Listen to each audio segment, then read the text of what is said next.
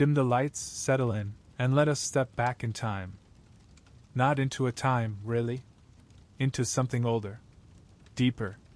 Into a world not measured by clocks or calendars, but by the whisper of wind through fir branches, and the slow, aching groan of the earth as it dreamed itself into being. Close your eyes and feel the chill breath of an endless twilight brushing your cheeks. You stand now at the edge of the world, not metaphorically, but truly, where time pools slow and thick beneath the roots of a great tree. Its branches stretch far above you, a lattice of starlight and frost. Its roots tunnel down into shadowy wells where memory sleeps. You hear it now, don't you? That low creaking hum beneath the soil? That is not wind. That is the voice of Yggdrasil, the world tree. Imagine standing at the foot of the great ash, hearing whispers rise from its roots, old voices, strange ones, speaking in riddles older than language.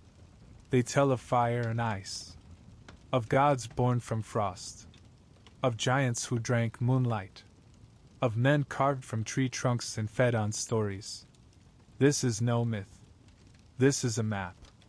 A breathing map made of bark and stars, inked with sacrifice and stitched with shadow. Tonight we will walk it. Together. From the deepest chill of Niflheim to the crackling blaze of Muspelheim. From the shimmering halls of Asgard to the hard-packed mud of Midgard. We'll follow the rainbow bridge and the feathered wings of Valkyries. We'll walk with Norns and giants, with seers and serpents. We'll stare down the jaws of Fenrir. We'll hear the runes sing. And in the end, we'll stand together at the edge of the world as Ragnarök rises like storm tide. But that is far ahead. For now listen.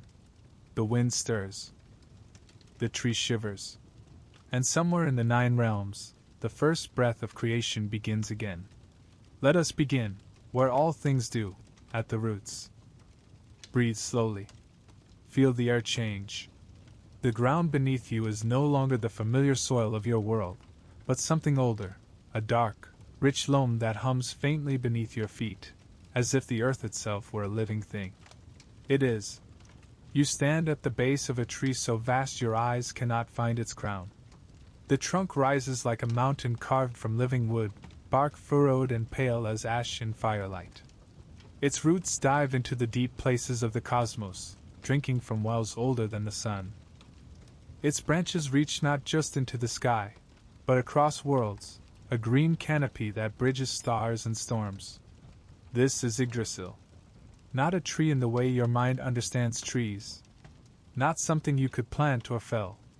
It is the spine of all existence, the axis upon which every realm turns. The Norse called it the world tree, the mighty ash, the keeper of the 9 realms. If you press your ear to the bark, you will hear it, not the rustle of leaves, but the deep, slow heartbeat of the universe itself. And if you stand here long enough, the wind will carry whispers from far-flung worlds along its branches, letting you hear 9 lands at once, like notes on an ancient chord. Come closer. Step into the shadow of its roots.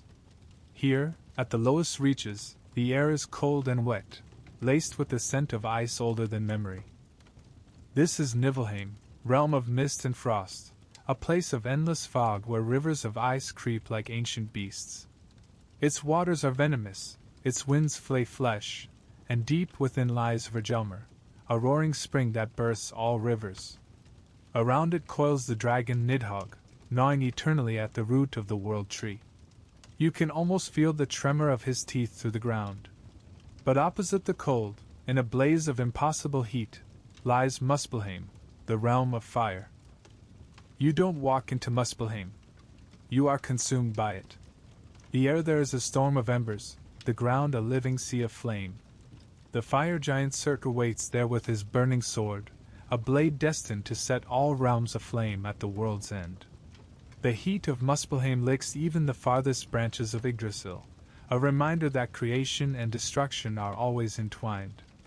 Between these primal poles, frost and fire, the other realms hang like fruit in Yggdrasil's branches. There is Asgard, high and gleaming, home of the Aesir gods, Odin Allfather, who traded his eye for wisdom, Thor, whose hammer shakes mountains, Frigg, who knows all fates yet speaks of none.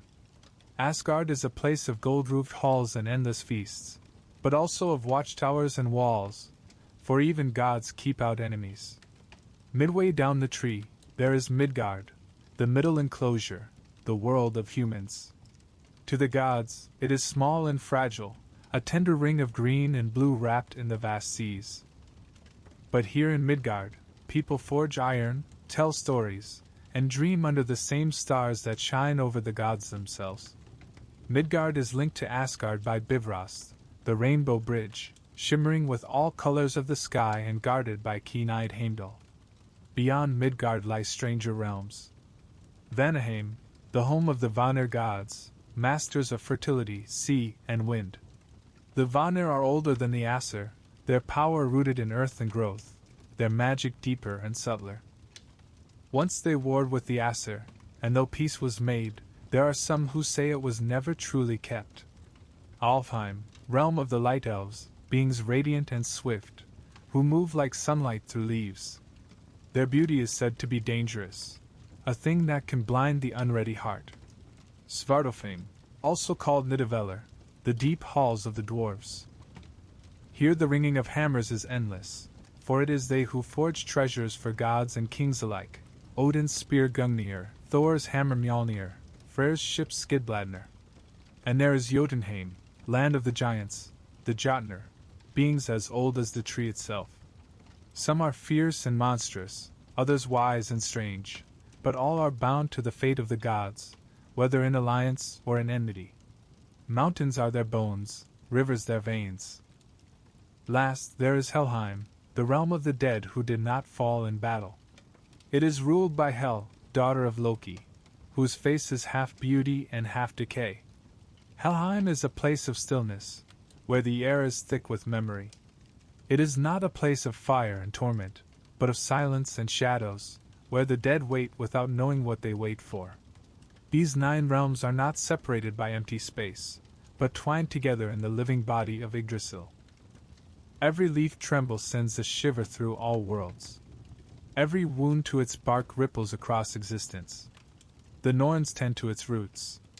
The gods walk its branches. Serpents and stags roam its bark. And you are standing here now, listening to its endless breath, feeling the pull of its unseen paths. Somewhere far above, a gust of wind moves through the leaves, and the sound it makes is almost like words. The tree is calling you upward. Come, let us climb. The wind moves again through the high branches above you, and for a moment you think you hear a voice, low, distant, the way thunder sounds when it's still far over the horizon. It speaks not of the gods you know, not yet of Odin with his single, searching eye, nor Thor with the weight of Mjolnir in his hand, but of a time before them. A quieter age, though not without its storms. Your gaze drifts upward along the trunk of Yggdrasil, past the layers of moss and lichen that cling to its bark like old scars, and into the vast canopy where the past hangs like fruit heavy on the branch. The light changes here. It turns softer, older, a kind of bronze-tinted twilight that smells faintly of brine and pine resin. You are walking now, though you don't remember taking a step, along a branch so broad it feels like a road, curving gently into a sky filled with drifting gold motes. Around you, the 9 realms hum in distant conversation, but your path bends toward one in particular, the memory of the elder gods. Before Odin's name was whispered in the halls of Asgard, before the Aesir claimed the high seats, there were others. They were not fewer in number, nor lesser in power, but different in nature. Their strength was not the raw iron of war, but the patient weight of tide and wind, of field and harvest. They were the Vanir, gods of fertility, prosperity, and the unbroken cycles of nature. The first you meet is Angerar. You find him standing where land kisses sea, a tall, broad-shouldered figure with hair the color of salt-streaked driftwood and eyes like polished amber. His robe is the hue of deep water, the hem is damp where the waves have kissed it. He is not a god of storms, though he could summon one with a flick of his hand. He is not the god of conquest, though his ships could reach any shore. Njrr is the god of the safe harbor, of a steady wind in the sail, of the fisherman's net heavy with silver-scaled bounty. His blessing is the quiet morning tide that carries a ship home, not the crashing wave that smashes it against the rocks. The sea around him is alive with sound, the hiss of foam, the cry of gulls, the whisper of currents deep beneath the surface. He turns to you, and though his face is weathered by centuries of salt air, there is a calm in his gaze that anchors you. You hear them, he says, voice low as the pull of the tide. The Aesir speak of honor, of battle, of death. But the sea does not care for such things. I keep the shore steady, so they may have their wars. Behind him, you see his hall, Noten, not the grand, golden fortress of Asgard, but a place of open air and timber, built close enough to the waves that salt spray clings to the doorposts. Ships are drawn up on the sand, their hulls resting on wooden supports. Nets hang to dry. The air smells of fish, tar, and wind. From the shore, the branch road of Yggdrasil carries you inland. The air grows warmer, richer, heavy with the scent of loam and growing things. The sound of gulls fades into the hum of bees and the rustle of grain in the wind. Here walks Freyr, Njr's son, though calling him son is like calling a sunrise a child of the horizon. Freyr's presence is a kind of summer made flesh. His hair is wheat gold, his skin sun-warmed, and his eyes carry the green of spring shoots breaking through frost. Where he walks, the grass grows thick, fruit swells heavy on the branch, and the soil drinks deep of some unseen blessing. He is not just a god of crops and harvest, though that is what mortals call him. Freyr is the god of increase, of all that grows, flourishes, multiplies. He governs the quiet abundance that fills the storehouse before winter.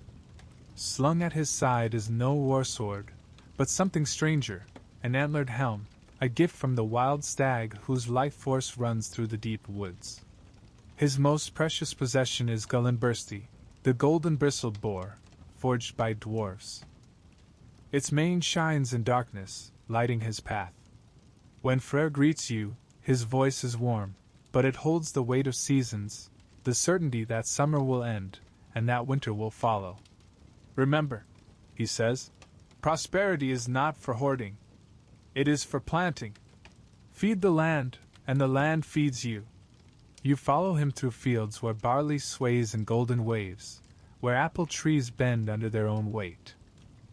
Farmers pause their work to bow, but Freyr only nods, walking among them as one of their own. And then, like the sudden flare of sunrise on frost, she appears. Freya, sister to Freyr, daughter of Njrr, and one of the most desired beings in all the 9 realms. But desire is only part of her nature. She walks toward you in a cloak of falcon feathers, its edges trailing sparks of gold and shadow. Her hair is the color of honey, her eyes as deep as polished amber. Around her neck hangs the fabled Brisingamen, the necklace of incomparable beauty, whose story is tangled in bargains and seduction. Mortals know her as the goddess of love, beauty, and pleasure, and she is that. But she is also a practitioner of seer, the sorcery that can twist fate itself. In this, she surpasses even Odin, for it was from her that he learned its ways. Her hall, Sessrumnir, stands in Folkvanger, the field where half of those slain in battle come to dwell under her care. The other half go to Odin's Valhalla, but here, in her realm, the honored dead find peace, rest, and perhaps a gentler form of glory.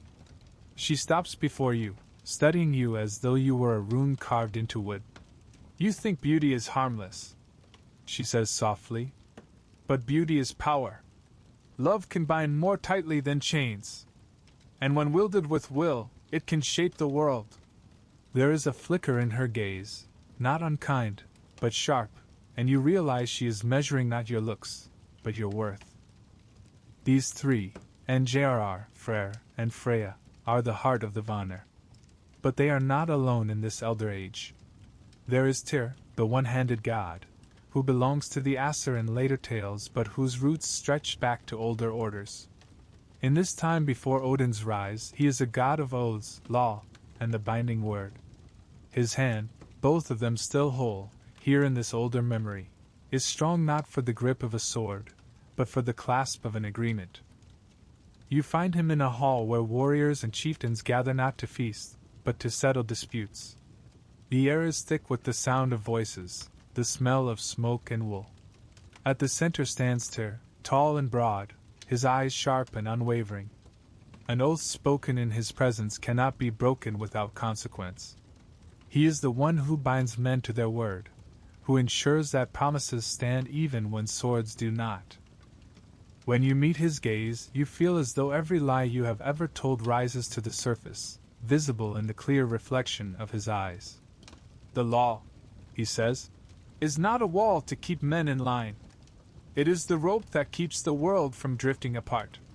Later, you will know him as the god who placed his hand in the jaws of the wolf Fenrir, sacrificing it to bind the beast and delay Ragnarök. But here, in this older age, he is still whole, though his destiny waits like a shadow at the edge of the firelight. You walk on, deeper into the golden haze of this age before Odin. The Vanir halls are open to the sky, their walls hung with garlands, their feasts laden not with the trophies of conquest but with the produce of field, forest, and sea. They measure wealth in full granaries, in well-fed herds, in ships returned safely to harbor. And yet, the wind shifts. Somewhere far above in the branches of Yggdrasil, you hear a faint clash, not of waves, but of steel. War is coming. It will not come swiftly. It will begin with suspicion, with small slights and misread omens, but it will grow. The Aesir, younger, hungrier, built for battle, will not share the high seats easily. The Vanir, older and subtler, will not yield their ancient ways without cost. When the war comes, it will rage across the branches of Yggdrasil. Magic will meet iron. Runes will be carved in both blood and bark. In the end, there will be peace, but it will be the brittle peace of a treaty, sealed with the exchange of hostages and the mingling of bloodlines. And from that mingling will come the age of Odin. But for now, here in the breath between tides, the elder gods walk their realms, tending the sea, the soil, and the hidden weave of fate. The air cools. The light shifts again, and you realize that you are no longer on a branch, but on a bridge of woven light, stretching between worlds. Ahead, a shadow stirs at the base of Yggdrasil, not a god this time, but something older still. The Norns are waiting. The light of the Vanir lands fades behind you, not abruptly, but like the last warmth of afternoon sinking into dusk. The rainbow-stitched bridge beneath your feet dissolves into something older, not built, but grown. Roots now curve above and around you, thicker than the masts of great ships, gnarled with the age of countless winters. They rise like walls on either side, their bark etched with grooves that look, in certain light, like writing, lines upon lines of living script, carved by time itself. The air here is still. Not silent, exactly, but it groans softly with the weight of the worlds it holds. Far away, you hear the muffled rush of water, not the wild tumble of a river, but the slow, deliberate pour of a spring. You follow the sound. The ground underfoot changes from rough root to damp soil, then to cool, smooth stone. You pass beneath an archway formed by two roots that have grown together, their surfaces slick with moss. Beyond lies an open space, not large, but deep in a way that is difficult to measure. The well. Yggdrasil. Its surface is a mirror, not of the sky above, but of things that were and things that may yet be. The water is so still you cannot tell where its darkness begins. It might be a liquid shadow, or the night sky poured into a basin of stone. Beside the well stand three figures. The first is tall, her hair the color of moonlit frost, her eyes the pale blue of glacier ice. She is not young, though her face is unlined, her presence carries the weight of countless beginnings. This is the Norn of what has been, the keeper of all that is fixed in memory. When she looks at you, it is as if she sees every moment you have lived stacked like stones in the palm of her hand. The second is of middle years, though time touches her lightly. Her hair is dark as wet earth. her gaze both sharp and restless. This is Verandi, the Norn of what is now, the weaver of the present moment, which slips through her fingers even as she shapes it. She regards you as one might watch a candle flame flicker in a draught, aware that at any moment it might go out. The third is younger, though her eyes are shadowed. She wears a hood, and beneath it her hair is the color of new leaves. This is Skuld, the Norn of what is yet to come, not prophecy exactly, for she does not promise, only warns. Her gaze is the hardest to bear, for it contains both possibility and inevitability. They do not speak at first. Instead, you watch them work. Before the well stretches a great loom, not of wood or metal, but of living root and starlight. Threads stretch from it in all directions, some bright as gold, others as thin and dark as spider silk. Takes the oldest threads, smoothing them, knotting breaks, strengthening weak places. She works with the patience of stone shaping under wind. Verandia's hands move quickly, adding new threads and bold colors, weaving patterns that are still wet with the dye of the present. Some are intricate, others plain, each measured to its moment. Skuld stands with a spool at her side, fingers hovering over the threads not yet woven. Sometimes she feeds one into the loom, other times she sets it aside, perhaps for another day, or for no day at all. The air here hums with a quiet power, not like the crack of thunder or the roar of waves, but like the steady beat of a heart you can hear only when you are very still. Turns to you first. All that you are, she says, is written already. We keep it here. She gestures toward the base of Yggdrasil, where the roots dip into the well's black water. Every drop feeds the tree. Memory is nourishment. Without it, the roots would wither. Her voice is calm, but it carries the absolute weight of truth. You feel, for a moment, the echo of every choice you've made pressing in on you, not with regret, but with certainty. Verandia's smile is quick, almost impatient. You think the present is yours to command, she says, her hands still moving over the loom. It is, for the space of a breath. But even as you shape it, it slips into Ur's keeping. She tugs a thread tight, and somewhere far away a storm begins over a farmer's field. Skuld's gaze fixes you, and you feel the hairs along your neck rise. You would like to know, she says softly, if you will stand at the end of all things. If you will see the fire or the green that comes after. But knowing changes nothing, except perhaps how heavily you walk toward it. You notice then that their work is not without interruption. From above, a squirrel, reddish, quick-eyed, darts along the route, chattering. This is Ratatoskr, the messenger who carries insults between the eagle perched high in Yggdrasil's branches and the dragon Nhgr gnawing at its roots. His sharp voice breaks the stillness, but the Norns pay him no mind. From below comes a slow, grinding vibration, the sound of Nhgr's teeth worrying at the bark, the endless attempt to weaken the tree's foundation.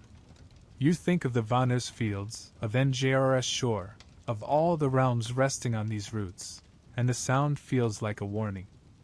Dips a wooden ladle into the well, drawing up a measure of the dark water.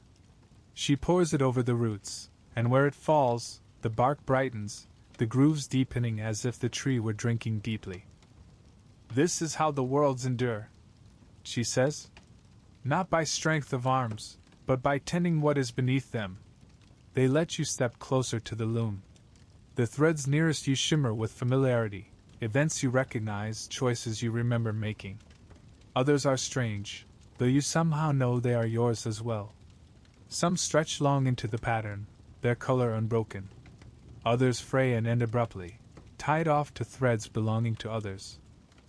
You see threads that blaze with golden light only to darken and vanish. You see dull, unremarkable strands that suddenly flare into brilliant color, changing the pattern around them. When you look back at the Norns, Verandi is watching you with something like amusement. You expect it to be fair, she says. It is not. It is only what is. Skuld's hand hovers over a thread near the edge of the loom. She touches it, and for a moment your vision blurs. You see yourself standing on a field of black ash, the air red with heat, the horizon broken by something vast and burning. Then it is gone, and you are here again, the image fading like a dream upon waking. They return to their work. Hums under her breath, a low, steady tone that seems to keep time with the movement of the loom. Verandia's fingers flash in and out of the threads, tying, knotting, weaving. Skuld waits, her stillness as much a part of the weaving as their movement. The air grows heavier, as if the well's darkness is seeping into the space around you. You realize that time here does not move in the same way it does elsewhere. You could stay for 100 years and step back into the realms a heartbeat later. But you cannot stay forever. The Norns do not tell you to leave, but you feel the weight of their attention shift away from you, back to the weaving. Whatever thread you are in the pattern, it is not one they will linger on today. You turn, stepping back beneath the arch of roots. The sound of the well fades behind you, replaced by the creak of wood and the whisper of wind through unseen leaves.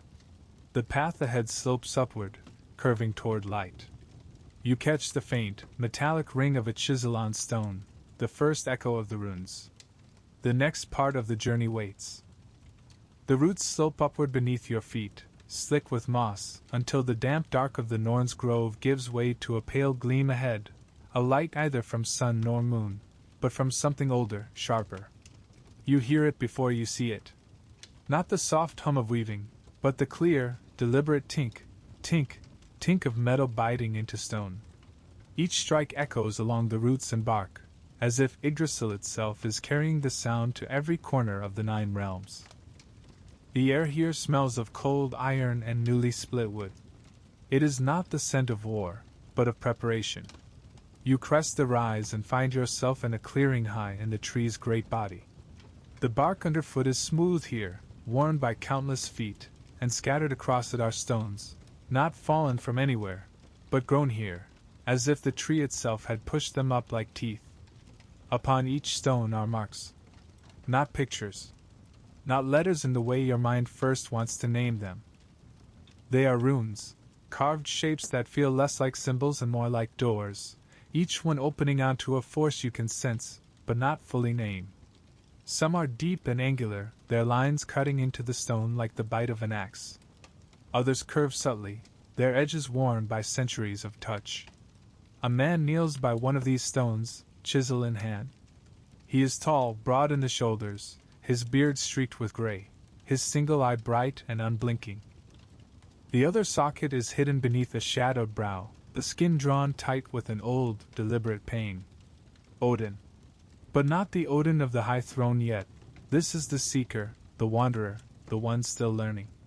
His cloak is travel-worn, the hem stiff with old mud, the leather of his boots cracked from long roads. A spear leans against the stone beside him, its point wrapped in cloth to keep it from striking sparks. He does not look up when you approach. "The Norns showed you the threads," he says, voice like dry wind over bone. "Threads bind. But threads can also be cut. That is why I am here." He runs the chisel along the groove he's carving, the sound sharp enough to make your teeth ache. The runes were not given freely. They are not an alphabet in the way of mortal tongues. They are actions, each one a force bound in shape. To carve a rune is not to write, it is to do. A rune for strength makes strong. A rune for destruction destroys. They are the distilled bones of the world's own language, and to speak them in wood or stone is to move the very pattern of things. But they are not safe. You remember hearing, in whispers, that Odin paid for them in blood. Here, in the living bark of Yggdrasil, that truth breathes like a cold wind. He tells you, without turning, how he hung himself on the tree for 9 nights, pierced by his own spear, without bread, without drink, between life and death.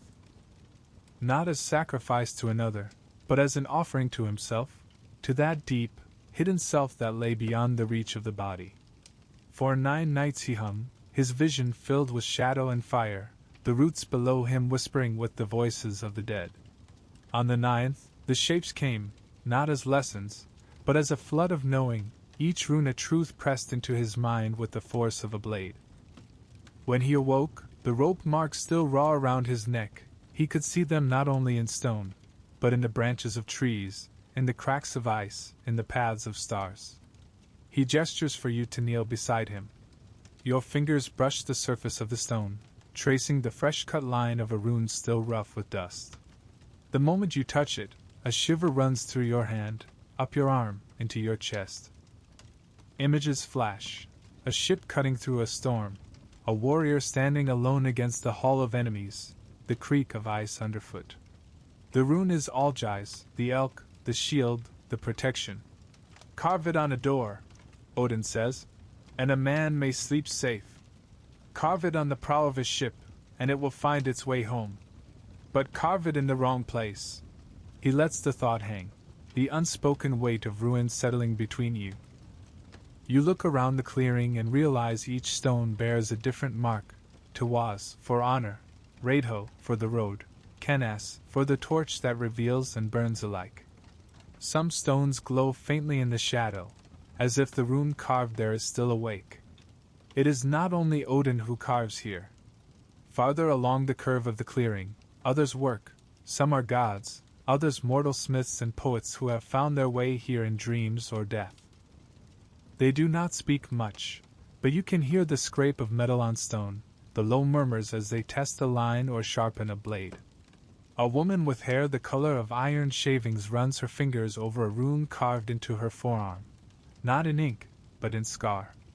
She does not flinch when she presses it. Instead, her eyes close as if hearing some distant music. A man with the rough hands of a farmer is carving a single rune into the haft of his axe, pausing after each stroke to study it. You realize that for him, this is not decoration. It is preparation. Odin stands, stretching the stiffness from his shoulders. You see why they are weapons, he says. A blade may cut a man's flesh, but a rune, if cut true, can unmake the courage in his heart, or sharpen it beyond fear. It can bind the will, twist the mind, or open a path that was closed. He steps closer, his shadow falling across you.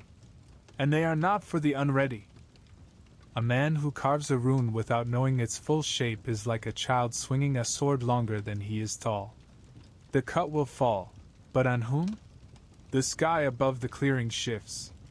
Shadows stretch as if the day is leaning toward night, though no sun can be seen. You notice, now, that some of the stones here are split, their carvings marred by cracks. When you touch one, you feel the ghost of an old magic that went wrong, a warmth that suddenly turns to ash in your palm. These, Odin says, were cut in haste. Or in arrogance. The runes answer truth, not desire. They will not be flattered into obedience. He moves toward the edge of the clearing, where a great root rises like the spine of a sleeping beast. There, with a movement both careful and violent, he carves a final rune, a shape like two intersecting slashes, their crossing sharp enough to catch light. It glows faintly, then fades. For victory, he says simply. But not for me. I have other wars. You follow him down the far side of the route. The sound of chisels fades, replaced by the low beat of a drum, steady, rhythmic, like the pulse of a heart under strain. The air grows heavy with the scent of smoke and something else, something wild, edged with danger. Odin glances back once, the glint in his one eye unreadable. You've seen how words can cut, he says. Now you will see how they can weave. And ahead, beyond the smoke, you catch the flicker of firelight and the sway of shadowed figures moving in time to the drum. The path is carrying you toward the heart of Seer, the magic of the Volva. The slope from the rune clearing descends like the back of some sleeping giant, broad and furrowed. The drumbeat grows louder with every step, not urgent, but insistent, like a hand on your shoulder guiding you towards something you would not have chosen, yet cannot turn away from. The air is thick now, heavy with the scent of burning herbs, juniper, sweet gale, and something more bitter, metallic on the tongue. The smoke clings to you, winding into your hair and clothes as if it means to follow you back into whatever world you came from. You hear voices, not singing exactly, but chanting. The syllables rise and fall in a rhythm older than speech, a tide moving in the dark. The path levels, opening onto a hollow in the bark of Yggdrasil itself, a natural amphitheater, its walls made of interlocking roots, their surfaces polished smooth by countless seasons of wind and touch. The ground is packed earth, painted with spirals and runes in ochre and chalk. At the center, a fire burns low and blue. Around it, women move in slow circles, their cloaks shifting with each step like dark water. They carry staffs taller than themselves, their tops carved into shapes of animals, knots, or curling horns. Some have feathers woven into their hair. Others wear necklaces of bone, amber, and polished stone. They are Volar, seeresses, practitioners of seer. One of them turns toward you, and you feel the air change. Her hair is streaked silver, though her skin is unlined. Her eyes are the pale gray of smoke caught in a shaft of sunlight.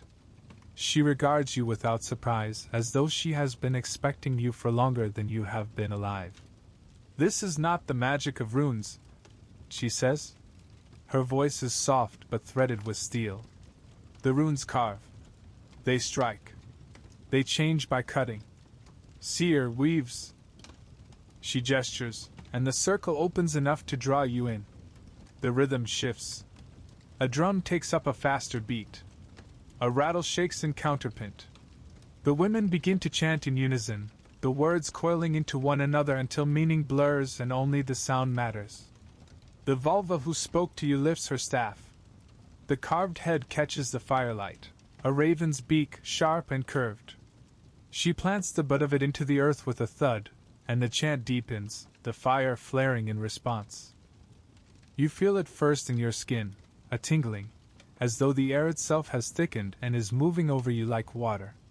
Then in your chest, where the drumbeat begins to match your own pulse. Your vision tilts. The hollow seems both larger and smaller, the roots overhead stretching higher while the ground beneath you pulls you downward. Seer is not the magic of lightning bolts or sudden transformation. It is the art of slipping sideways into the fabric of what is, finding the threads that bind events together, and tugging them, gently or with force, to shift the weave. It can show what may come, and it can sometimes make that future more likely or less. It can heal, or it can weaken. It can bless a voyage or curse a king. But it costs. Always. The Volva's gaze never leaves yours as she begins to speak again, this time not to you alone but to whatever listens in the hollow. "I stand between the worlds. My feet on the earth, my mind in the mist. I call to the hidden paths, the unseen roads. I see the face behind the mask, the shadow beneath the sun." Her voice weaves with the others. The fire sways, its blue flames stretching toward the carved staff like a snake toward a flute. You hear other voices now, not from the circle, but from somewhere else, just beyond the edge of the hollow. They are not human voices. Some are high and thin, like wind through bone. Others are low, rumbling, almost too deep to be sound. The Volar do not seem alarmed. "These are the threads," the elder says. "They do not always come when called. But tonight the weave is loose." She closes her eyes, swaying in place, and you feel, rather than see, something slide past you in the smoke. It brushes your shoulder, cold as river water. You think of Odin, learning seer from Freya despite the whispers of shame it brought him among the Aesir. For seer was women's magic, and in the ways of the North, for a man to take it up was to step outside the strict lines of how a man should be. But Odin did not care for such lines. He knew power when he saw it. Freya had taught him how to stand at the crossroads of fates, how to follow the thread of a life forward or back.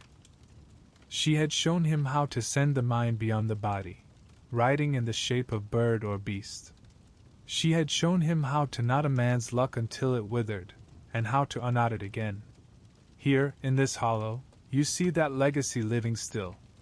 The chant reaches a point where sound becomes vibration, the notes stretching so long they seem almost to stop. The fire gutters, then flares, then steadies into a tall, narrow flame. The elder Volva leans on her staff, eyes half-lidded. You came from the runes, she says to you. You saw the cut. Now you see the weave. Both can shape. Both can destroy. One of the younger women steps forward. She holds out a length of cord, knotted in intricate patterns. This, she says, is a man's fortune. Each knot is a choice.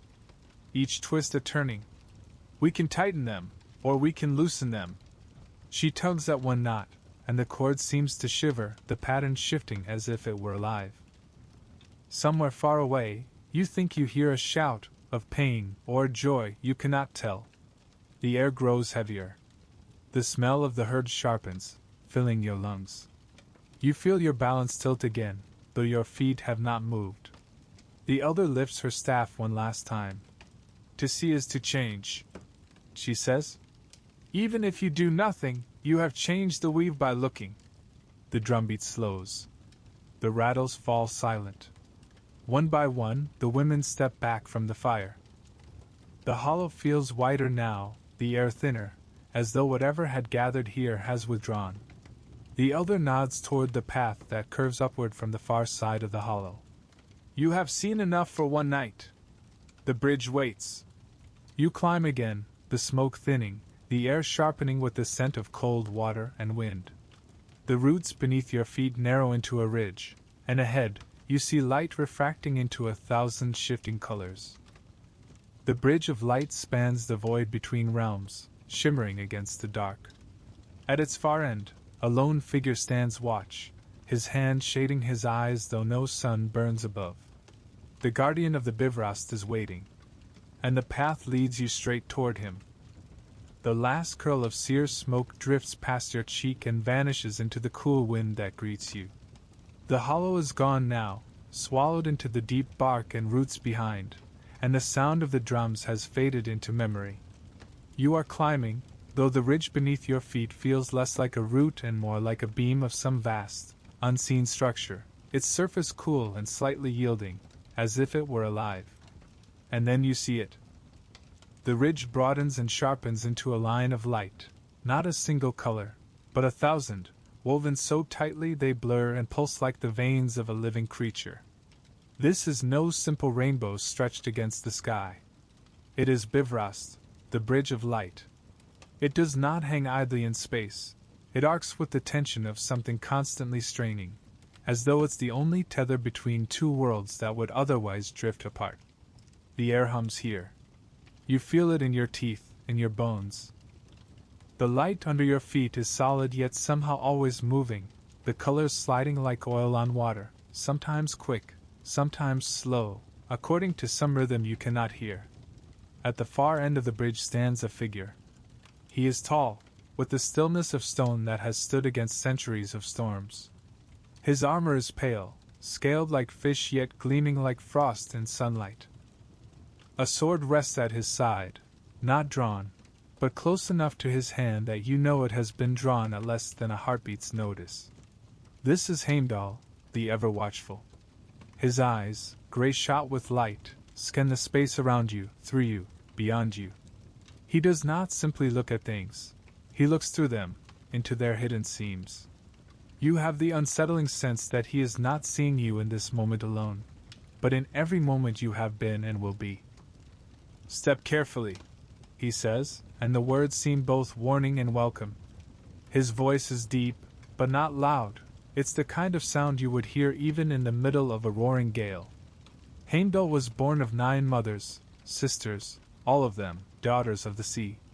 From them, he inherited the patience of waves, the persistence of tides. The old stories say his hearing is so sharp he can catch the fall of a single leaf in the farthest forest, the growth of wool on a sheep's back. His sight reaches to the ends of the worlds, even into night and shadow. It is his task to guard the Bifröst, to watch for those who would cross it unbidden, to be the first to sound the Gyllerhorn when danger comes to Asgard. No one passes without his knowing. You step onto the bridge. The sensation is unlike anything you have felt before. The surface is smooth and cool, but there's a faint vibration underfoot, like the heartbeat of something vast. The colors ripple at your step, red bleeding into gold, gold into green, green into violet. Below, the void yawns. It is not empty, but full of shifting mist and shadow, flashes of distant stars. Somewhere far beneath, you think you see the curve of Midgard's seas, glinting like hammered silver in the dark. The bridge has no rails, no edge save the drop into the spaces between worlds. Yet you do not feel unsafe. The hum beneath you is steady, as though the bridge itself knows your weight and holds you. Heimdall walks beside you. His gaze never stills. It sweeps over the arc of the bridge, the mists below, the space above. Most think this is only a road, he says. A link between Asgard and Midgard. But it is more. It is a boundary. A test. The bridge chooses who may cross as much as I do. You ask if the bridge can be broken. His eyes narrow. Yes, he says. And one day it will be. The fire will come from Muspelheim, and Surtur's sword will bite the bridge. It will blaze brighter than it ever has, and then it will fall. For a moment, the hum beneath your feet deepens, and you think you hear the faint crack of strain in the light itself.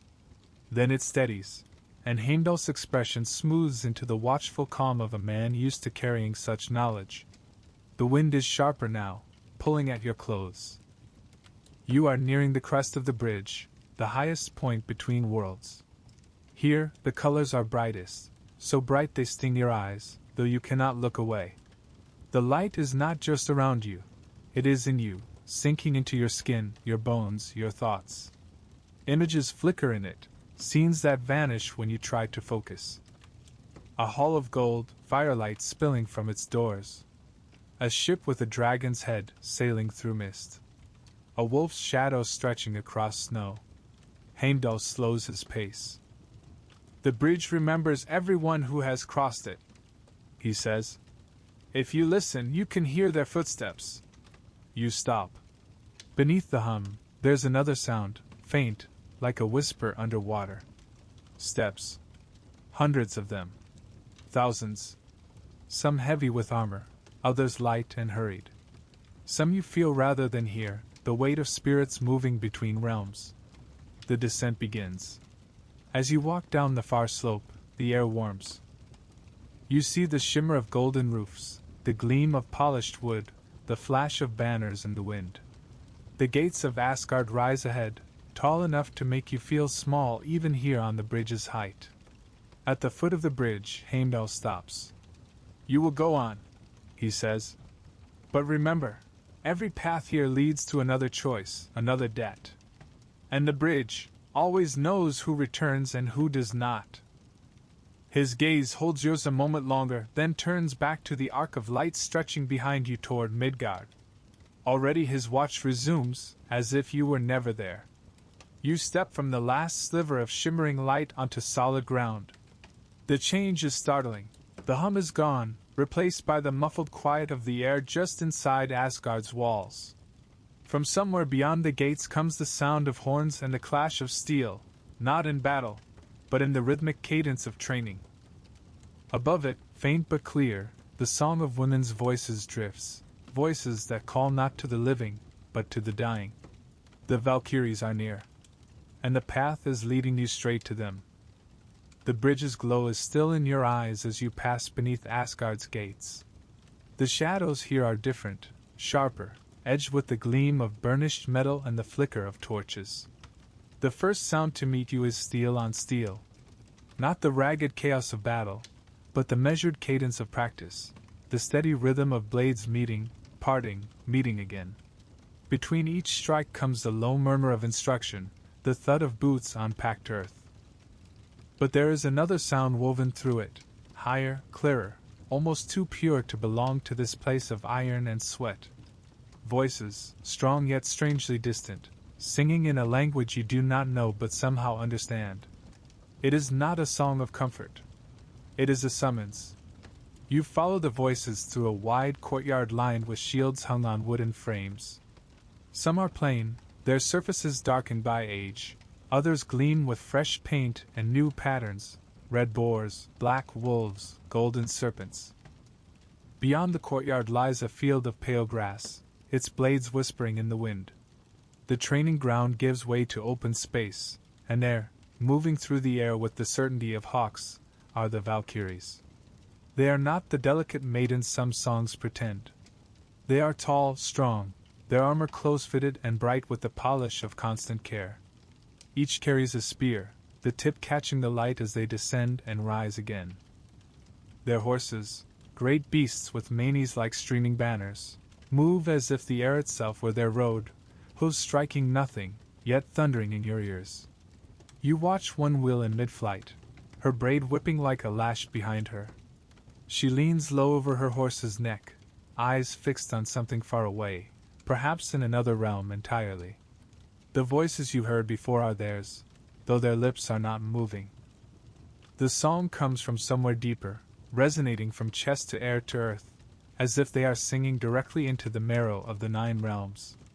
A figure approaches on foot, her armor darker than the others, her helm marked with the shape of a raven's wing. She studies you with the same unblinking focus you saw in Heimdall, though hers is sharper, more appraising. "You've crossed the bridge," she says, and it's not a question. "Then you know this, every step here is watched. And every choice weighs more heavily than you think."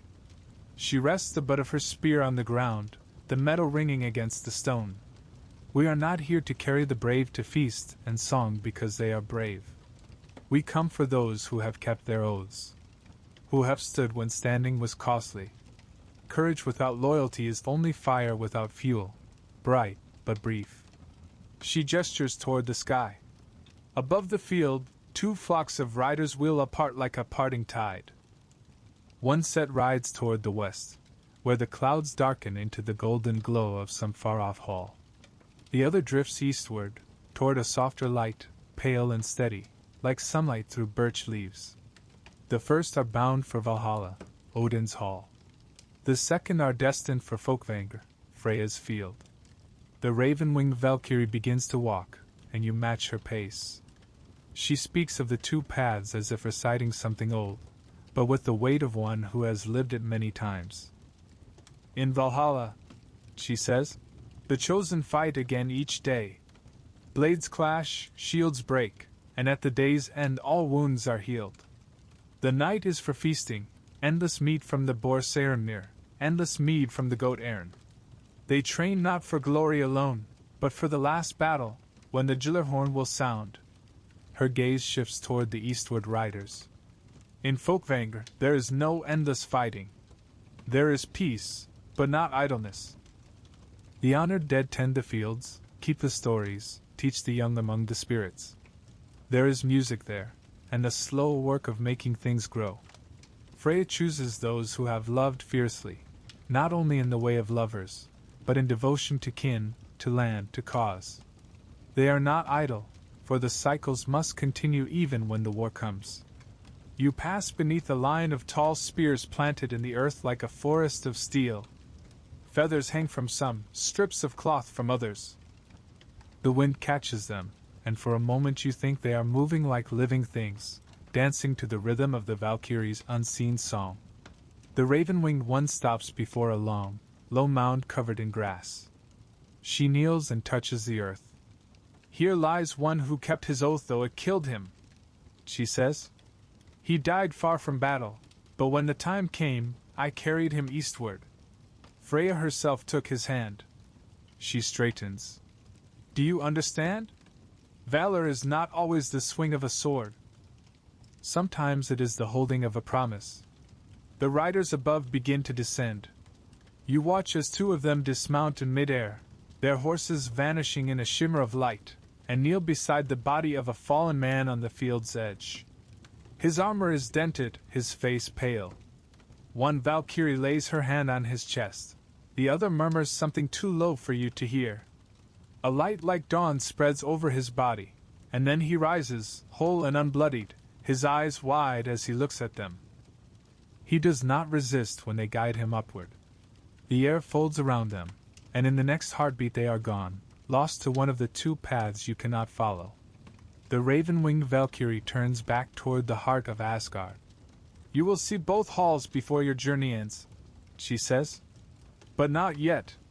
There is another road you must walk, a road that does not rise toward light, but slopes down into shadow. Her voice lowers. For not all who die come to us. There is a place for those whose end is not in battle, whose passing is marked not by the cry of steel but by the quiet of the hearth. And they, too, are kept. The grass underfoot darkens, the wind falls still, and the sound of the riders fades into silence. Ahead, the ground begins to dip. The land is leading you toward the quiet shore of Hel. The last trace of the Valkyrie's song dissolves into the wind. The field fades behind you, its pale grasses swallowed in a slow-rising mist that creeps along the ground like a tide. The earth here dips steadily downward, as though the land itself were bowing towards something older than the gods. The air cools, but not with the sharp bite of winter. This is a deeper chill, the kind that seeps into bone without wind or frost, a cold maybe from absence. Each step dulls the color around you. Greens fade into gray, gold into a tarnished brass. Even your own skin seems drained of its warmth. Ahead, shapes begin to rise from the mist. Low stone walls, leaning as if tired, covered in pale lichens that look like old scars. You realize you have been hearing something for some time now, a slow, rhythmic sound, like the lap of water against the shore. The quiet shore. The path ends at a wide, still expanse. It is not a sea in the way Midgard's waters are seas. There is no horizon, no meeting of wave and sky. This water is darker than night, its surface so still it seems a solid plain. Only the faint, steady ripple at the edge marks it as liquid at all. And there, at the shore, a figure stands. She is taller than you expect, tall enough that when she turns, her shadow stretches over the stones and into the mist behind you. Her face is half a young woman's beauty, pale and smooth. The other half is bare bone and withered flesh, the skin drawn tight over the skull. Her eyes, one bright, one hollow, regard you without malice, yet without warmth. This is Hel, daughter of Loki, ruler of the realm that bears her name. Her cloak is black on one side, white on the other, the colors shifting subtly as she moves, as if the fabric itself cannot decide which truth to hold. She holds no weapon. She needs none. This is not the Hall of the Slain, she says, her voice low and even, carrying easily over the still water. No battle song brings them here. They come quietly, often alone. She turns back toward the shore. You follow her gaze. Figures move along the water's edge, not shadows, but pale, clear shapes. They walk slowly, some glancing back as though they left something behind, others looking only at the water. Their faces are calm, though not all are at peace. They are the ones who died not in battle, Hel says. The old in their beds, the sick in their homes, the lost at sea. Those whose lives ended in the everyday silence. You watch one woman kneel at the shore, her reflection perfectly still in the black water. She cups her hands, dips them in, and drinks. The moment the water touches her lips, her form becomes clearer, the pallor softens, her shoulders lift, and then she steps forward. The water does not ripple as she enters, it simply receives her, and she is gone. Some stay, Hel says, her gaze sweeping over the stones. Some walk the far shore. Some sleep. She does not elaborate on where the far shore lies, or what it holds. You ask if this is punishment. Hel's expression, if the bone half of her face can express anything, does not change, but her living eye narrows slightly. No, she says. It is keeping. Not all endings must be judged. Some are simply held. She begins to walk along the shoreline, her steps soundless on the pale stones. You match her pace. The air here feels heavy, not with malice but with memory, as though each breath carries the weight of 100 unspoken stories. Among the silent figures you notice some with faint colors clinging to them, a ribbon of red at a throat, The shadow of a ring on a finger, the dim echo of a child's laughter in the air near them. Hel notices you noticing. Not all ties break cleanly, she says. These still hold to something in the living world. Sometimes those ties fray on their own. Sometimes they are cut. You think of the Norns and their loom, of Skuld's hand hovering over a thread. The pattern is not only for the living. The shoreline curves inward, forming a narrow inlet where the water glimmers faintly, like glass catching hidden light. Here, a low stone wall encircles a mound covered in gray moss. Small objects rest along its base, beads, carved wood, bits of bone, smooth river stones. This is where the stories are kept, Hel says. She kneels and takes a small wooden carving from the pile, a horse, crudely shaped but clearly cared for. She sets it gently back in place. When they come here, they bring something with them, even if they do not know it. A memory. A last word. A thing they would not let go. We keep them. When the time is right, they may be given again. The water's slow lap grows louder, though no wind stirs it. You realize you have been walking along the shore for some time, yet the far side is no closer. The mist beyond it is thicker now, rolling like breath over glass. Hel stops. Her gaze meets yours, and you feel the weight of both her faces, the living and the dead, holding you still. You will not cross, she says simply. Not yet. But remember this place. For the end of all things touches even here, and when the fire comes, the water will not hold it back. She turns away, her cloak shifting from black to white and back again in the space of a step. You follow the curve of the shore back toward the pale stones where you began. The mist thins as you climb away from the water. The chill remains, but the air grows lighter, touched with the faint scent of pine and frost. The ground beneath you grows uneven, rising into jagged shapes that glint in the dim light. At first you think they are stone, until one shifts. Ahead, the land opens onto a ridge where mountains march into the mist. The air here feels different again, wilder, sharper, with the weight of something ancient and untamed. You have reached the edge of Jotunheim, the land of the giants. The mist from Hel's shore clings to you for longer than you expect. It drifts from your clothes in thin veils as you climb, curling away into the sharper air ahead. The ground rises in great, uneven swells studded with stones large enough to be the shoulders of sleeping beasts. The sound changes here. Gone is the muffled lap of still water. Now the wind moves without restraint, racing over the ridges, whistling through cracks in the rock. It carries a scent of cold iron and crushed lichen, and beneath that, the faint musk of something alive, vast, slow-moving, and unseen. The ridge narrows, the rock underfoot rougher, darker. When you pause to look back, the land behind you seems to have sunk, as though Hel's realm has already withdrawn into its own shadows. Ahead the mountains rise, their peaks lost in fast-moving clouds the color of tarnished silver. And then you see movement. Far across a deep ravine, a figure shifts between the cliffs. At first you mistake it for part of the mountain itself, a column of stone breaking loose. But then it turns, and as stone, resolves into a shoulder, an arm, a head. The giant moves with a slowness that feels deliberate, each step setting loose small avalanches that tumble into the gorge.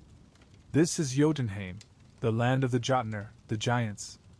Here, the boundaries between living being and landscape blur. Some of them are mountain-sized, their bodies as much a part of the land as the peaks themselves. Others are nearer to human size, though broader, harder, carrying the strength of rivers and storms in their limbs. You cross the ravine over a narrow shelf of rock.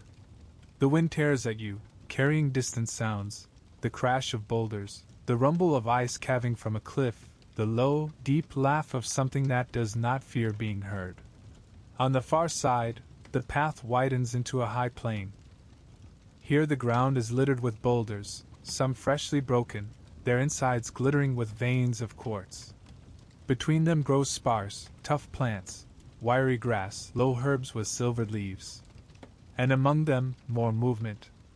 A woman, taller than any human but smaller than the cliff-faced giants, is hauling a net heavy with fish from a river that snakes across the plain. Her hair is the color of wet stone, her skin weathered by wind and spray.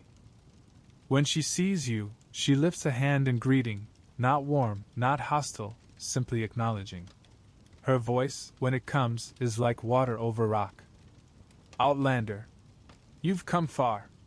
You tell her you have crossed from Hell's shore, and her mouth curves slightly. Then you've come from quiet to noise. Here, nothing holds still for long. She gestures toward the far end of the plain, where the river vanishes into a canyon. The mountains are restless. And so are we. It is easy to think of the Jotnar only as enemies of the gods, the chaotic opposite of Asgard's order. The Skalds sing of their battles, Thor splitting skulls with Mjolnir, Odin's cunning in outwitting them, the endless feuds. But the truth here is more complicated. These are not merely destroyers. They are forces, storm, flood, frost, fire, that cannot be erased without unmaking the balance of the 9 realms. Sometimes they marry the gods, sometimes they kill them. The bloodlines of Aesir and Jotnar twist together in ways no simple tale can neatly untangle. The woman leaves you with a nod, her net of fish balanced across one shoulder. You follow the river upstream, the sound of its current growing sharper as the land rises. Ahead, the canyon narrows into a pass, its walls carved with spirals and runes so large they can only have been cut by hands the size of tree trunks. Some of the symbols are smooth, their grooves worn by centuries of wind and rain. Others are fresh, the stone around them still sharp-edged. A voice calls down from above, deep, resonant, filling the space between the cliffs. Why does a little one walk my road? A face peers over the edge, not hostile, but watchful. The giant who owns it leans on a spear taller than the highest mast you've seen, its tip the size of a broad-bladed axe. His eyes are pale gray, the same color as the clouds scudding overhead. When you explain your path, he listens without interruption, his gaze steady. Finally, he says, "Then walk. But know this, we do not always fight your gods. Sometimes we feed them. Sometimes we shelter them. And sometimes they shelter us." His expression shifts, perhaps amusement, perhaps memory, and then he disappears from the edge. The pass opens onto a high plateau where the wind never rests. Here, the Jotnar move like weather, some crossing the horizon in long, deliberate strides, others seated on boulders, carving wood or sharpening tools. The sound of their work carries over great distances, the crack of splitting logs, the ring of hammer on stone. One, his beard white as snow, is mending a net big enough to cover a longhouse. Another, her hair bound in braids thick as your arm, is shaping a drinking horn from what must have been the tusk of a creature larger than any whale. You realize you are being watched, not with suspicion, but with the casual curiosity of those who know they can end a threat with one movement. Far to the north edge of the plateau, the ground drops into another ravine, and beyond it, the faint orange glow of fire in the distance. The air here smells faintly of ash. The old tales whisper that Muspelheim's flames sometimes touch these lands, that fire and frost meet here in uneasy embrace. The woman at the river had been right. Here, nothing holds still for long. And as you turn from the firelight, the wind shifts, carrying with it a new scent, salt, and the sharp tang of scales. Dragons dwell at the edges of all worlds. And one waits for you now. The ash scent of Muspelheim's far fires fades, replaced by the sharper tang of the sea. The wind carries it in long, damp breaths, curling over the high plateau and sliding cold against your skin. Beneath it, another note begins to emerge, something metallic, like the faint taste of iron on the tongue. The sound comes next. It is not the crash of waves, though you feel the pull of water nearby. This is slower, heavier, the drag of something vast moving over rock, the low scrape of scales against stone. Every instinct says to step lightly, though you know any footfall here is already known. The plateau narrows into a cliff that falls steeply into a black, still bay. No foam breaks its surface. It mirrors the gray sky in a single, unbroken sheet. And yet, just beneath that calm, something moves. At first it is only a distortion, like heat shimmering on stone. Then the shape lengthens, coils, and the water parts, not in ripples, but in slow, deliberate lines. From the depths, a head rises. It is the size of a longship's prow, the scales glistening in patterns of green-black that drink the light. The eyes are a pale, cloudy gold, like the surface of old amber. They fix on you with a patience that makes you feel not like prey, but like a curiosity, something weighed and measured, but not yet judged. The great serpent's breath stirs the air in slow waves. The smell of it is not rot, as some mortal tales claim, but the mineral cold of deep stone and the salt of long-kept seas. Jormungandr, the Midgard serpent. The old skalds say he was cast into the ocean by Odin when he was still small enough to hold in one hand. But the sea cradled him, and he grew. And grew. Until his coils encircled the entire world, his tail in his mouth. You watch the water curve far into the bay, and you realize the arc you see is not the shoreline, it is part of him, rising just enough to break the surface before sliding back into the deep. There is no malice in his stillness, but neither is there comfort. He is a boundary, a limit, a living horizon. The serpent dips his head slightly, and for a moment the surface clears. Beneath him lies something that catches the faint light, a heap of metal and stone, gold and silver, worked and unworked. Dragons and serpents both have this in common, a tendency to gather. Not out of need, not even always out of desire, but out of some deep pull toward possession. The hoard is not merely wealth. It is a mirror, it grows as they do, each piece a marker of time and reach.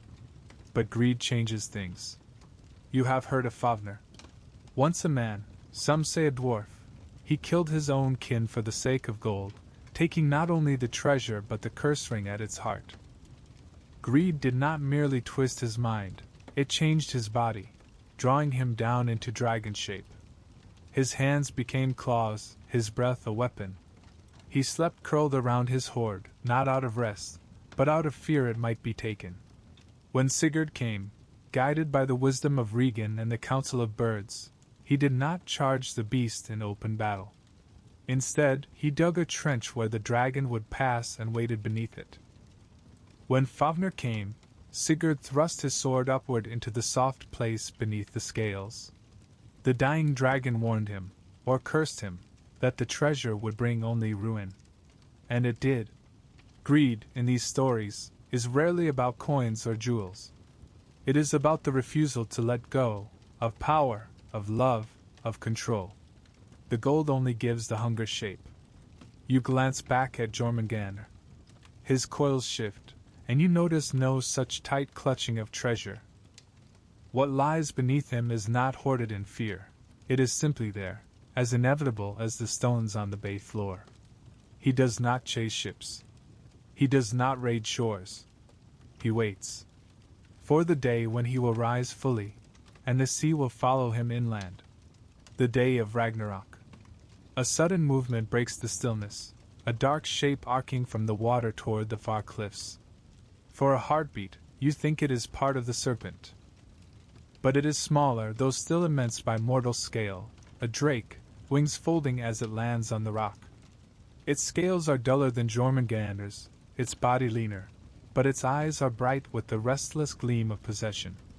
Between its claws something glitters, a single, heavy chain of gold, links as thick as your wrist.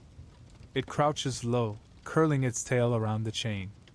The air around it vibrates faintly, and you feel the pull of the object even from here. The drake's gaze never leaves you, as though daring you to covet what it holds. The temptation to take is part of the lesson here.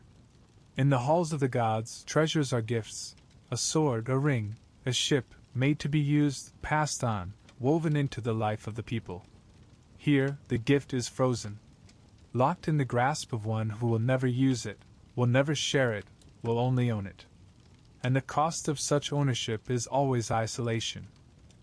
Jormungandr slides back into the water with a sound like stone shearing from stone. The base smooths itself over him, as if erasing the sight. The drake takes flight again, the gold chain swinging from its claws, catching the dim light before vanishing into the clouds.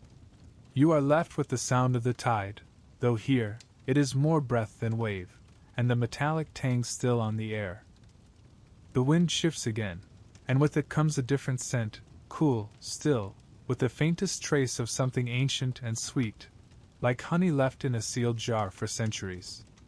The wells are near.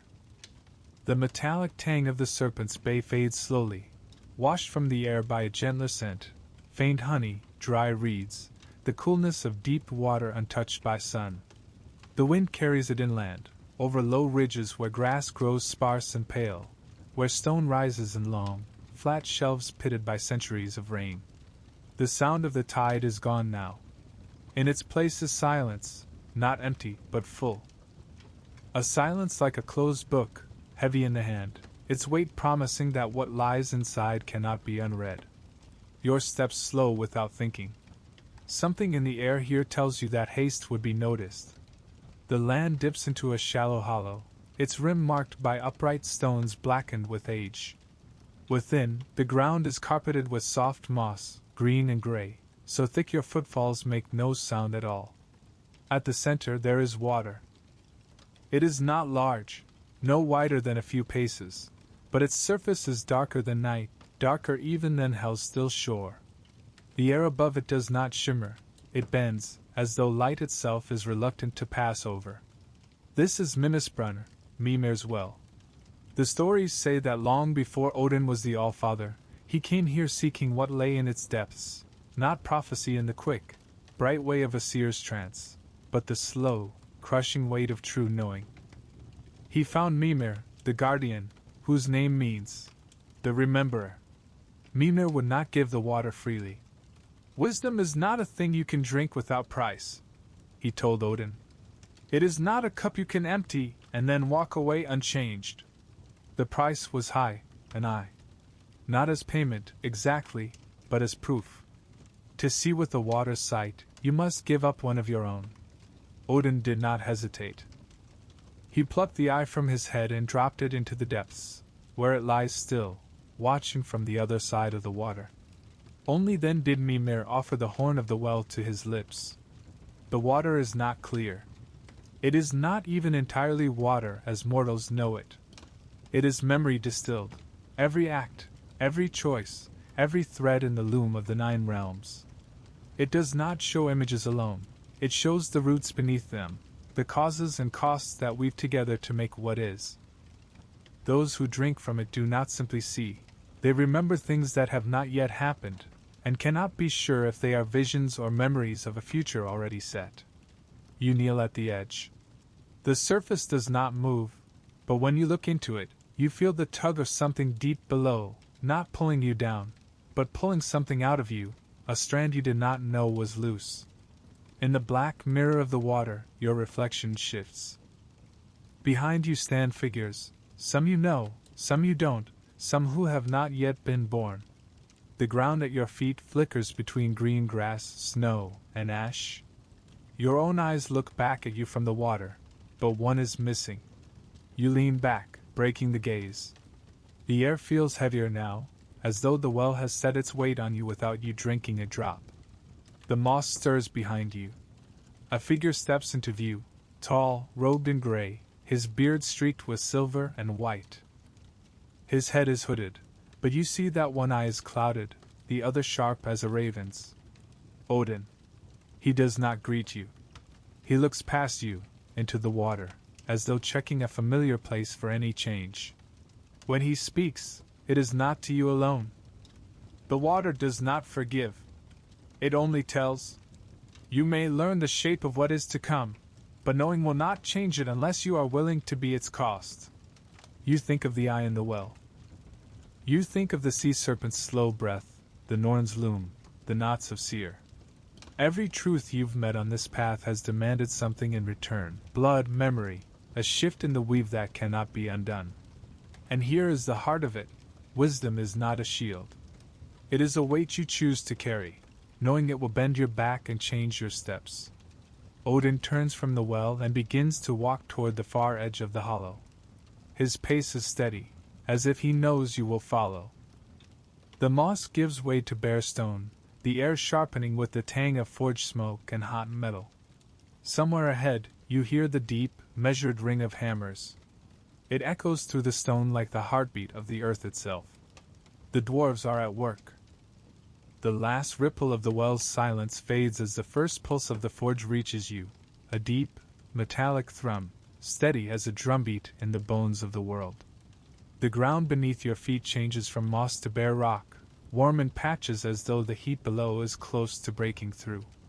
The air smells of iron and charcoal, but also of something older, stone dust and the faint, almost sweet tang of worked gold. It is not the cloying gleam of hoarded treasure. It is the scent of metal that has been touched by intention, shaped not for display but for purpose. You follow Odin's path into a cleft in the rock.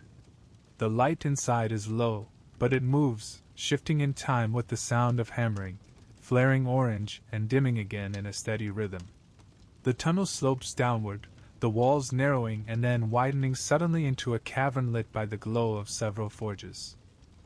Each one is built into the rock itself, the bellows worked by clever contraptions of wood and leather, hissing with each push. And here are the smiths, the dvergr, the dwarves. They are shorter than men but broad in the chest and arm, their movements quick and precise, their skin smudged with soot. Their hair is bound back, some with leather thongs, others with copper rings that glint in the firelight. None of them look up as you enter. Their attention is entirely on the work in their hands, a blade being quenched in oil, a chain link tested for weakness, a piece of gold being hammered so thin it ripples like cloth. Odin steps aside, letting you see what they make here. On one workbench lies Gungnir, the spear that will never miss its mark. Its shaft is plain ashwood, polished smooth by countless grips, but its head is steel so sharp it seems to drink the light. It was forged here, the dwarves coaxing the perfect shape from or with a patience that matched the turning of the seasons. On another rests Draupnir, the golden ring that multiplies itself. Every 9th night, it drops 8 new rings identical to the first. It was made not for wealth, but as a symbol, that some gifts are meant to be given on, to bind alliances and renew trust. And there, hanging from a hook above the largest forge, is Mjolnir. Short-handled, heavy-headed, its surface etched with runes that even now seem to hum with a contained storm. It was born from a mishap, Loki's interference causing the handle to be shorter than intended, but in the hands of Thor, it became the perfect weapon for both protection and destruction. The dwarves work without speaking much, but when they do, their words are measured. A smith shaping a silver brooch glances at you. "We do not make for beauty alone," he says, his voice low and even. "We make for memory. A blade remembers every hand that held it, every life it took or spared. A ring remembers every oath sworn upon it. These things are not silent after they leave us." You think of the hordes of dragons, of gold locked away in the dark. Here, the objects are alive with purpose, their worth bound not in their metal but in the stories they will gather. In the far corner, a young dwarf, young by their reckoning, though likely older than many mortal kings, is inlaying runes into the hilt of a sword. The runes are not decoration, they are instructions, promises etched in shape and sound. One marks that the blade will not break in battle.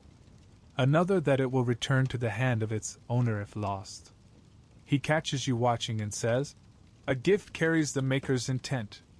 If that intent is true, it lasts longer than the metal itself."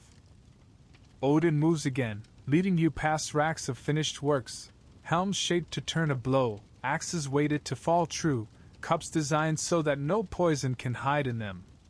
Every item here feels as though it is aware of being in your presence. At the cavern's end, there is a smaller forge, its fire lower, its anvil well-worn. Here, an older dwarf, his beard white and long enough to be tied twice at the waist, is shaping something you cannot yet see. The sound of his hammer is slower, each strike deliberate, as if the rhythm itself is part of the forging. Without looking up, he says, "Nothing we make is ever truly ours. We give it to the world, and the world will decide how it is used. Sometimes that use is good. Sometimes," his hammer pauses in the air, "it is not. But the making still matters. You realize then that what is made here is never truly finished. A spear is complete only after the battles it will see. A ring's forging is not done until the last oath upon it is kept, or broken.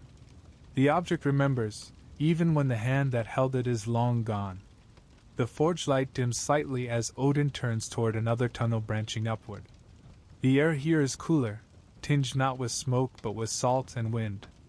The steady hammer beat fades behind you, replaced by the creak of rope, the slap of water against wood, and the distant cry of gulls. The sea is calling, and with it, Jord. The tunnel's stone walls cool beneath your fingertips as you climb. The air changes quickly now, the dry heat of the forge replaced by a rising dampness, and beneath it, the faint taste of brine. It seeps into the breath, into the skin, a familiar ghost of every shore that has ever faced the wind. By the time you emerge from the rock, the sound has found you. Not the slow, deep stillness of hell's black waters, nor the contained, breath-like tide of the Serpent's Bay. This is the restless, living sea, the clash and fall of waves over rock, the hiss of foam sucked back into the deep, the percussion of water on hollow cliff. And the smell, salt, kelp, and something bright and clean, as if the air itself has been rinsed clear. The sky opens above you, vast and cloud-streaked, its horizon unbroken save for the slow arc of seabirds. Below, far down the cliff face, longships ride the swell. Their hulls are narrow, their dragon-headed prows raised high, their sails furled tight against the wind for now. A figure stands on the shore below, his feet bare on the wet stones. The wind threads through his hair, the color of weathered oak, and the salt beads on his skin without drying him. Jord, god of the sea and wind, lord of harbors, master of calm and storm. He sees you before you set foot on the beach. By the time you cross the last stretch of sand, he is already studying you, his gaze as steady as the tide. "You've walked the forges of stone and the roots of the tree," he says. "Now you walk the shifting paths." His voice is neither loud nor soft, but it carries easily over the roar of the surf. He gestures to the longships, each pulled up far enough to keep the tide from claiming them. "They are not just wood and sail," he says. "They are companions. You do not drive them, you speak to them. You learn their moods, their strengths, their fears. A good ship will forgive a mistake once, never twice. You run your hand over the nearest hull. The planks are smooth, oiled to shed water, bound together with iron nails and tight seams of pitch. At the prow, a carved dragon stares outward, its eyes painted red to ward off ill fortune. Jord steps closer to the waterline, where the foam snakes around his ankles. "Every journey is a bargain with the sea," he says. "You can prepare, you can read the signs, you can offer gifts. But you cannot command it. Not without cost." He points toward the horizon, where a faint line of darker water ripples toward shore. "That is a change in the wind. It will be here before nightfall. You learn to read it, or you learn to swim for your life. The signs of the sea are everywhere, once you begin to see them. A sudden stillness in the gull's cries. A cloud's shadow moving against the wind. The curl of a wave not toward the shore, but sideways, hinting at a hidden current. Jord walks with you along the tide's edge, speaking of each one. "A sailor who does not watch the sky will not see the storm until it is in his teeth. A sailor who does not listen to the waves will not hear the reef until his keel is split. And a sailor who does not respect the wind will find it leaves him stranded in sight of home. Farther down the shore, nets are spread wide on stakes, drying in the wind. Their weave is tight, each knot a small testament to patience and skill." Jord pauses to run his fingers over the rope. "This is seafaring, too," he says. not only the long voyage, but the tending of what you have. A net left uncared for will fail when it is most needed. So will a crew. He looks back toward the ships. I have taken men across seas no map has marked. I have brought them home through waters that tried to claim them. But no journey was made without the hands of many, working as one. As you walk, the land begins to lift again into low, grassy dunes. Here, the wind is stronger, combing the long grass into flowing patterns. The smell of the sea fades slightly, giving way to the scent of sun-warmed turf and wildflowers. George stops at the crest of the highest dune and looks inland. Your path will turn from the water soon, he says. But carry it with you. The sea teaches in its own way, not by holding you still, but by moving under you. Balance comes from learning to move with it. You follow his gaze inland, where a wide, open plain rolls away toward a distant line of dark pines. The wind still follows you, but it shifts now, carrying the scent of wood smoke and something else, the faint, sharp tang of oiled metal. There is a place where men gather not to fight, but to bind themselves to words, George says quietly. It is older than the oldest harbor, and its laws are heavier than the sea's pull. The thing awaits. And with it, the oaths sworn on rings that remember.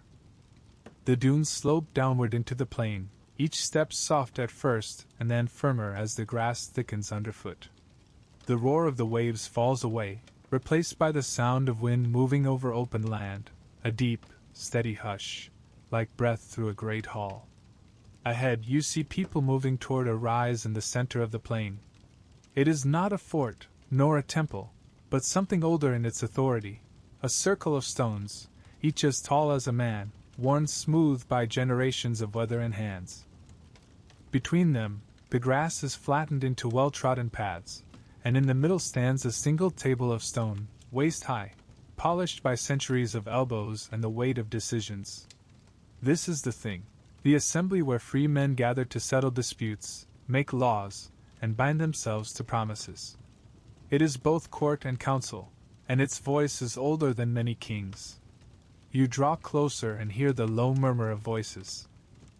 Some speak plainly, their tone calm, others rise with heat, the rhythm of argument pulsing like a drumbeat. Yet beneath the tension is order, a recognition that here, words are the weapons and shields. At the edge of the stone table rests a ring. It is thick, made of gold gone pale with age, etched with runes that spiral around it like vines. This is no ornament. This is the oath ring, sacred to the gods, binding speaker to their word not only before men, but before Odin himself. A man steps forward, laying his hand on the ring. His voice is clear, deliberate. I swear by this ring, by my ancestors, and by the gods that my word is true. When he finishes, he steps back, and another comes forward. This one hesitates for a heartbeat before touching the gold. The pause is noted. Here, hesitation is as telling as speech. Oaths in this place are not light promises. They are threads in the fabric of the community, and to break one is to tear the cloth itself. If a man swears falsely on the oath ring, he does not merely shame himself, he unravels trust, casting doubt on every word spoken in the circle. And words here carry the weight of iron. An elder, his hair white as frost, speaks to the assembly. The gods do not bind themselves lightly. Nor should we. An oath is not only for the one who swears it, but for those who hear it. It binds all present to remember. He looks directly at you, and you feel the truth of it settle into your bones. The ring is not magic by itself. Its power lies in the shared belief that it is sacred, in the collective memory that will hold you to your word long after the assembly disperses. The debates continue. Land disputes, trade agreements, questions of inheritance, all are brought to the circle. Each is weighed not only by law but by custom, and custom here is as strong as any written rule. When a dispute is settled, the agreement is sealed with an oath on the ring.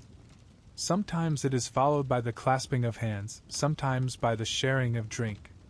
The form matters less than the act of swearing itself. You think of the dwarves' gifts, of how objects remember. The ring here is no less a crafted thing, gold shaped by human hands, but its true forging is in the minds of those who stand before it. Every promise sworn upon it leaves a mark. Every betrayal stains it. It is, in its way, a living record. As the sun lowers toward the horizon, the assembly begins to break apart. People drift away in small groups, some with relief, others with the weight of new obligations. The ring is lifted from the stone and wrapped in a cloth, carried away to be kept safe until the next gathering. You remain a moment longer, standing in the center of the circle. The stones around you are silent, but you feel the echo of all that has been said here, words of alliance, of enmity, of hope and regret. When you leave, you know the memory of this place will walk with you. The path from the thing winds toward the treeline you saw earlier. The air is cooler now, the wind carrying the faint smell of pine resin and distant smoke. But beneath it, there is another scent, something sharper, metallic, with a whisper of ash. Somewhere beyond these trees, fire waits.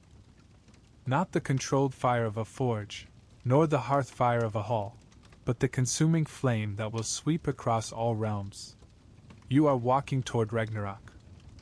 The last golden glint of the oath ring disappears into the folds of its keeper's cloak as you turn toward the trees.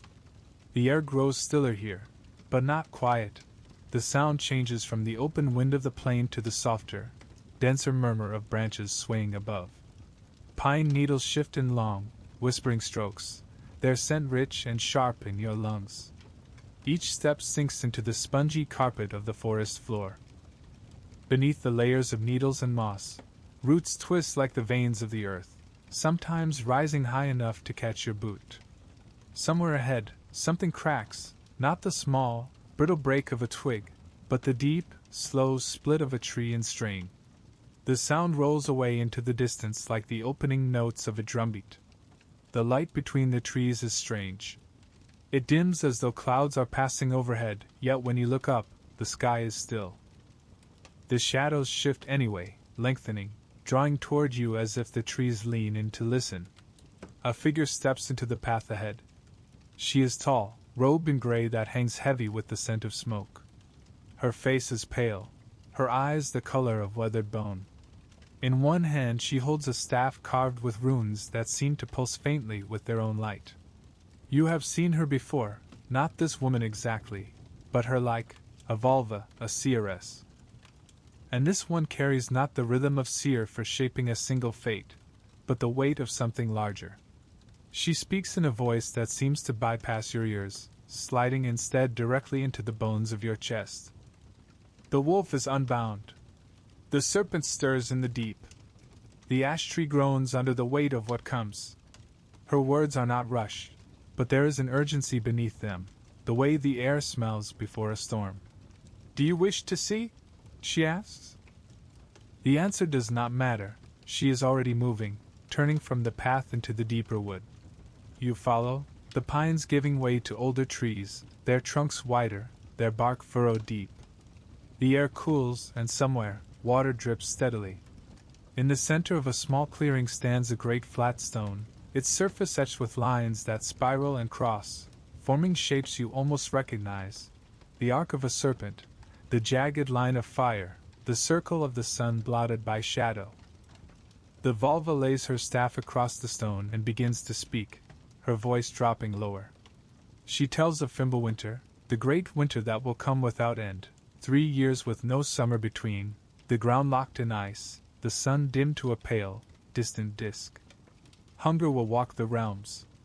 Kin will turn on kin. She tells of the breaking of bonds, Fenrir, the great wolf, snapping the fetter that once held him. His roar will shake the 9 realms. Of Jormungandr, rising from the sea, his coils churning the waters into mountains, his breath poisoning the sky. Of Surtr, fire giant of Muspelheim, striding forth with a blade of flame bright enough to blind the sun. She does not speak in neat sequence, but in circles, the way fire races outward, the way a serpent coils. The deaths of gods are woven with the breaking of the sky, the sinking of the land, the swallowing of the sun and moon by wolves who have chased them since the first dawn. Odin will face the wolf. Thor will fight the serpent, striking it down even as its venom fills his lungs. Frey will meet Surtur without the sword he once gave away in trade for love, and fall. But there is more than ending here. Even as she speaks of the ash tree burning, of the roots snapping, of the rainbow bridge shattering under fire and steel, she speaks of a place beyond the smoke. Two will survive, Lif and Liftrazor, sheltered in the wood of Hodmimis Holt, drinking the morning dew until the fires die. They will walk out into a world remade, green shoots pushing through the ash. Baldur will return from Hel's realm, the light restored to Asgard's halls. The sun's daughter will take her mother's place in the sky. The serpent will be gone. The wolf will be gone. But the sea will remain, the land will remain, and life will begin again. The Vulva's voice softens as she speaks of this. Not all that ends is lost. The fire clears the field. The ash feeds the roots. You think of the oath ring, of the spear Gungnir, of Mimir's well. You think of the way each thing you have seen holds memory, even when its form is changed. The prophecy is not a warning to be avoided, it is a map of a cycle. The Vulva takes up her staff again and steps back from the stone. You will carry the memory of what you have seen, she says. And memory is its own kind of seed. When you leave the clearing, the forest feels lighter, though the scent of smoke still lingers faintly. The trees thin, the ground slopes upward, and the wind returns, cooler now, touched with the scent of carved stone and weathered wood. Ahead, the land opens into a place you have walked before without knowing it, the quiet remnants of the old ways, scattered like seeds into the present day. The echoes of the north are waiting. The forest thins until only scattered trees remain, each standing alone in a wide sweep of grass. The horizon is broader here, the sky stretching high and clean. The wind feels different, not the charged breath of prophecy, not the salt rush of Njord's shore, but the calmer current of a day in which no gods are seen to stride. Yet the ground under your boots is the same ground that held the roots of Yggdrasil. The air in your lungs is the same wind that once carried the smell of Bifröst's rainbow flame. The past has not gone, it has only folded itself into the present, like a river gone underground. Ahead, a low hill rises, its side marked with dark shapes. When you draw closer, you see they are stones, smaller than those of the thing, but carved. Some bear runes still sharp-edged, their lines deep and confident. Others are worn almost smooth, the shapes faint as a memory half-remembered. These are runestones, raised long after the age of gods had faded into story. Some are grave markers, keeping the names of the dead alive in stone so they might not be lost to time. Others are memorials to deeds, a voyage survived, a battle won, a promise kept. You run your fingers over one stone's inscription. The grooves are shallow now, but you can still feel the rhythm of their making, each cut a deliberate act, a small echo of Odin's own bargain for the runes. The language has shifted over centuries, yet the shapes remain like old footprints in a well-trodden path. Somewhere, a voice in you remembers the skalds. Words are weapons. Words are memory. Carve them deep. The wind moves again, carrying a sound that feels almost out of place. The low murmur of traffic on a distant road, the faint chime of metal on metal from some modern craft. You follow it, and the grass gives way to a narrow path of stone and then to streets lined with houses. Here, the echoes hide in plain sight. A week is divided into days whose names are older than the buildings around you. Tuesday for Tyr, god of oaths and courage. Wednesday for Odin, lord of wisdom and war. Thursday for Thor, the thunderer. Friday for Freya, or sometimes Frigg, the beloved. You pass a shop whose sign bears a coiled dragon, its eye painted bright, and it is not only decoration. The shape is one that once guarded the prows of longships, a ward against the unknown. In a park, a child climbs a play structure shaped like a tree, its painted branches reaching into the sky. The design is playful, but something in its form stirs recognition. Yggdrasil, reimagined in bright colors and safe angles, yet still holding the idea of connection between worlds.